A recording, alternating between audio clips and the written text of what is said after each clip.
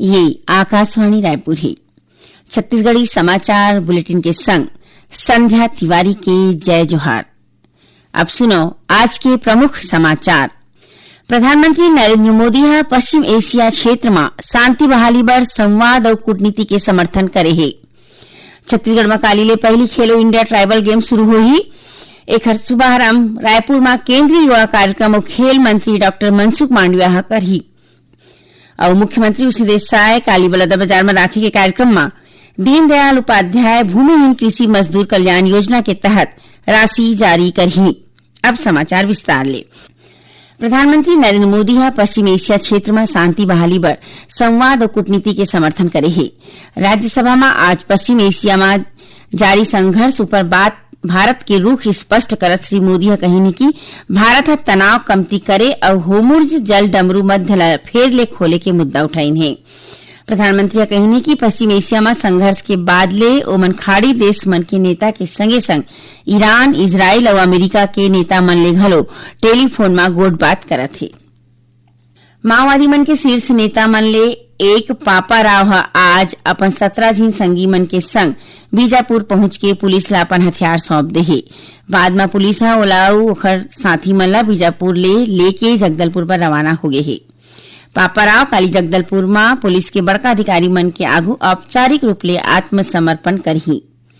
उप मुख्यमंत्री और गृह मंत्री विजय शर्मा कही कि पापा राव के आत्मसमर्पण करना सशस्त्र नक्सलवाद के खात्मा के दिशा में एक विशेष कदम है।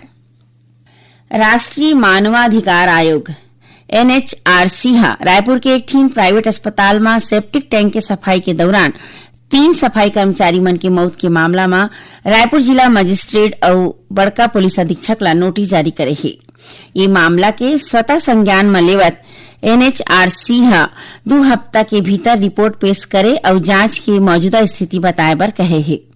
खबर के मुताबिक 17 मार्च के रायपुर के एक प्राइवेट अस्पताल में सेप्टिक टैंक के सफाई के दौरान जहरीला गैस के चपेट में आये 3 झीन सफाई कर्मचारी की मौत हो गई। छत्तीसगढ़ माध्यमिक शिक्षा मंडल कक्षा 12वीं हिंदी विषय के पेपर ला निरस्त कर दे है। ये परीक्षा पाछू 14 मार्च के हुई। मंडल जानकारी दे है कि परीक्षा समिति के बैठका में जम्मो तथ्य मन ऊपर गोठ बात के बाद ये फैसला लेगी। अब हिंदी विषय की परीक्षा 10 अप्रैल के फिर से होगी। परीक्षा के बेरा बिहने 9 बजे ले मंझनिया 12:15 बजे तक रही। मंडल जम्मो परीक्षार्थी मन ला निर्धारित तारीख में परीक्षा केंद्र में मौजूद रहे बर कहे है। परीक्षा ले जुड़े जानकारी के माध्यमिक शिक्षा मंडल के आधिकारिक वेबसाइट में उपलब्ध हवय। खबर के मुताबिक 14 मार्च के राखे गए कक्षा 12वीं के हिंदी विषय के प्रश्न पत्र सेट बी के लीक होए के बाद आगुआई रहीस, जेकर जांच करे जावत है। मुख्यमंत्री विष्णुदेव साय काली बलौदा बाजार में राखे के कार्यक्रम में दीनदयाल उपाध्याय भूमिहीन कृषि मजदूर कल्याण योजना के तहत राशि जारी करही। ये योजना के तहत प्रदेश के करीबन 5 लाख भूमिहीन हितग्राही मन के खाता में 500 करोड़ रुपया डाले जाही। एक बार राज्य सरकार डाहर ले करीबन 496 करोड़ रुपया के राशि के प्रावधान करेगे है। यह सूची में 22,000 ले ज्यादा बैगा और गुनिया परिवार मन शामिल है। योजना के तहत सबले ज्यादा रायपुर जिला के 53,000 ले ज्यादा और सबले कमती बीजापुर जिला के 1,542 भूमिहीन कृषि मजदूर मन के खाता में राशि जारी करे जाही।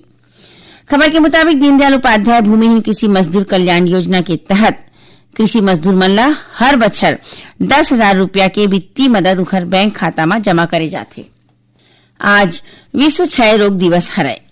ये मौका में छत्तीसगढ़ में आने कार्यक्रम आयोजित करे जावत है।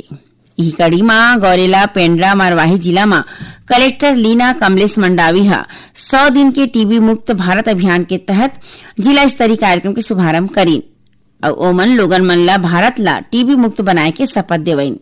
उन्हें मुख्य चिकित्सा और स्वास्थ्य अधिकारी डॉक्टर रामेश्वर वर्मा बताइन कि मितानी मन डाहर ले घर घर जाके टीबी मरीज मन के पहचान करे जावत है। क्षय रोग दिवस में आज गौरेला स्थित सामुदायिक स्वास्थ्य केंद्र में जागरूकता कार्यक्रम के आयोजन करेगी। इस दौरान लोगन मन ला टीबी के रोकथाम पर जांच और उपचार के जानकारी देगी। खंड चिकित्सा अधिकारी डॉक्टर SK अरगल लोगन मन ले टीबी के लक्षण दिखे में एक जांच कराए के अपील करीन। ओमन बताइन है कि टीबी रोगी मन के पहचान बर जिला में सघन जांच अभियान चलाए जाही। छत्तीसगढ़ी समाचार बुलेटिन आप मन आकाशवाणी रायपुर ले सुनत हव। छत्तीसगढ़ के खबर ले है आपके वास्ता और खबर के विश्वसनीयता ले है हमार वास्ता। आकाशवाणी समाचार रायपुर के प्रादेशिक समाचार बुलेटिन के संगे संग हमार समसामयिक कार्यक्रम आप रेडियो के संग अपन मोबाइल में घलो सुन सकत हो। आकाशवाणी समाचार फेसबुक, ट्विटर और यूट्यूब में घलो हावय। हमार फेसबुक पेज हरे Chhattisgarh news on AIR, Twitter handle CGAIR news और हमार यूट्यूब चैनल हरे छत्तीसगढ़ AIR न्यूज। तो अब रेडियो के संगे संग आपके मोबाइल के माध्यम ले हम आप तक पहुंचत हन। छत्तीसगढ़ के हर खबर पर सुनत रहो आकाशवाणी समाचार।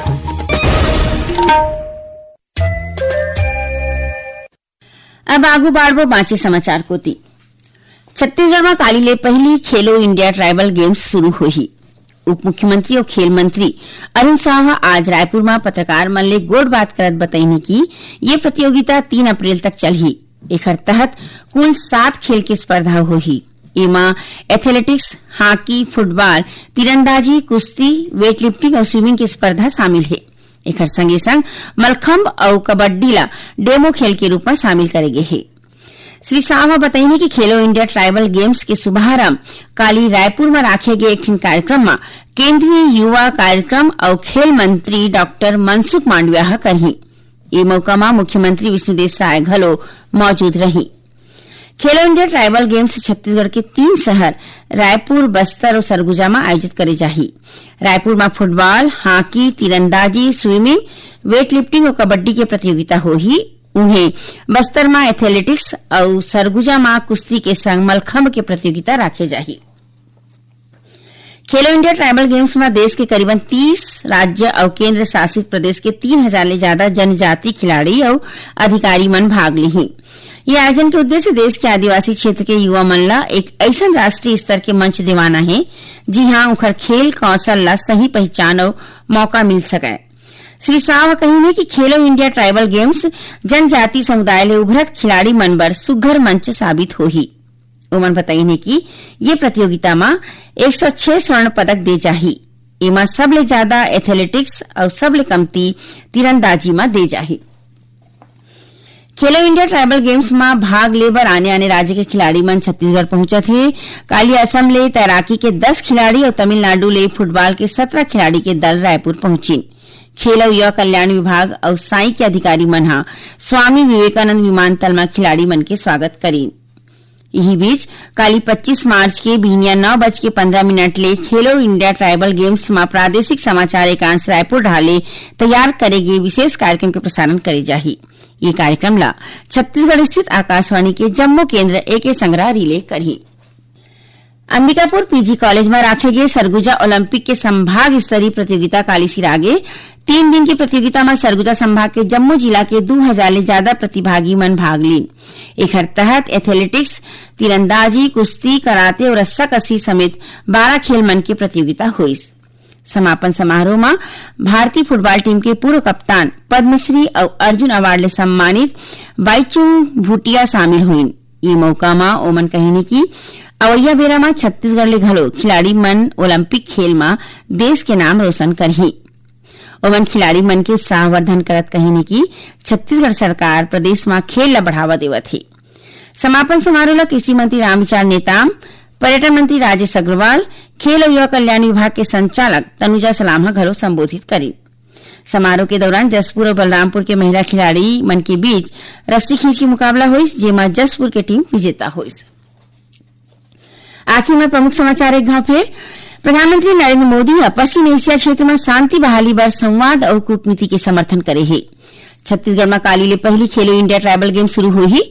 एकर शुभारंभ रायपुर में केंद्रीय युवा कार्यक्रम और खेल मंत्री डॉक्टर मनसुख मांडविया करही और मुख्यमंत्री विष्णुदेव साय काली बलौदा बाजार में राखे गए कार्यक्रम में दीनदयाल उपाध्याय भूमिहीन कृषि मजदूर कल्याण योजना के तहत राशि जारी करही। एक संग छत्तीसगढ़ी समाचार बुलेटिन यहीं से रावत है। जय जोहार।